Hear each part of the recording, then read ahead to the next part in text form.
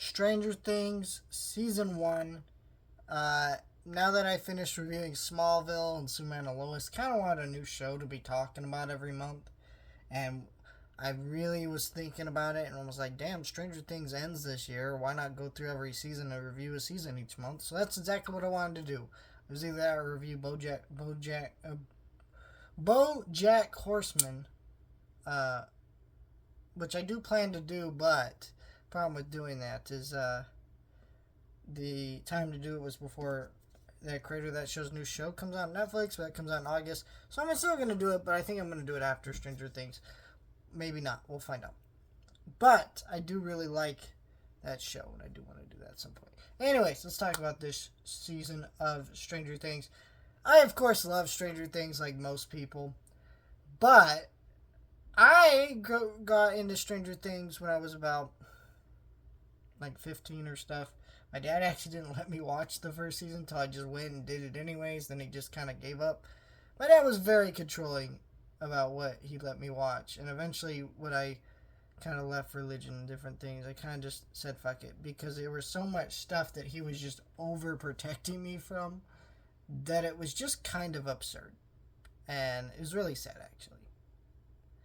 Uh, but I remember seeking this show and absolutely adoring it. And then season 2, I was just so unbelievably pumped for that fucking season. I was like, yes, give me that shit. And then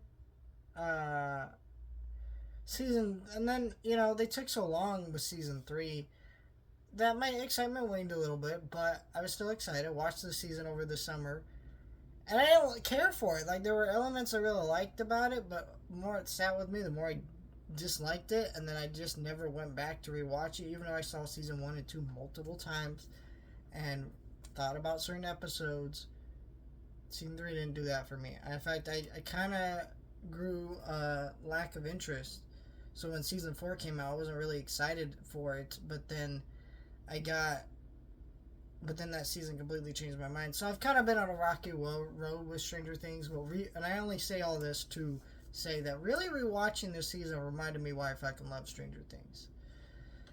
The creators of this show were not just using the 80s front to shove nostalgia in your face like a lot of stuff does now. Like Ready Player One does that. It doesn't even make sense in the world of that movie.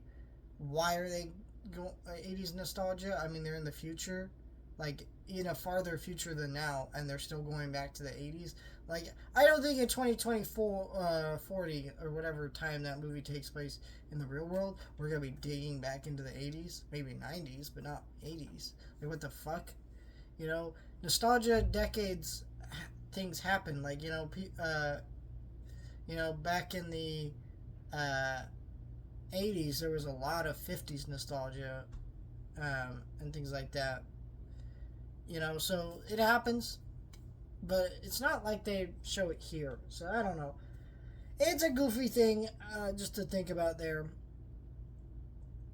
But it's very clear that they use this as a front to make something new with really cool things that they loved growing up. Like, clearly there's beats of ET, but it doesn't feel like an ET ripoff. It feels like they took elements from ET that they liked, did their own thing with them, and that's cool. The secret government stuff does not feel like the secret government stuff from ET. The kids on the run on the bikes doesn't feel the same as ET. This movie is very influenced by H.P. Lovecraft and Stephen King, and it mixes them together in an interesting way that's different. The cast of the show is really good. Everybody has their own great moments to shine.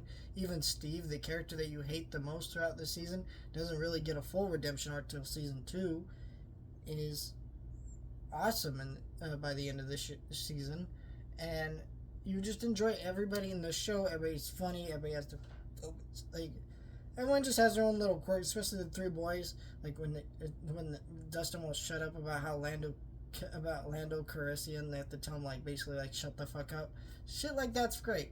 And very natural to how friendly groups work, and very real to stuff. It just all really works to really make a great show and a great season of television that ends in such a way that leaves you asking for more, but not in a way that you're unsatisfied. And I think that's something, another thing seasons have been missing lately with Stranger Things. They have been kind of leaving you unsatisfied. Maybe that's also because they've been taking longer with seasons. Kind of glad it's coming to an end, but this is a really great season of television. Might be the best of all the seasons they put out, even if, there's aspects I did more about other seasons. Let me know your thoughts, like, share, and subscribe.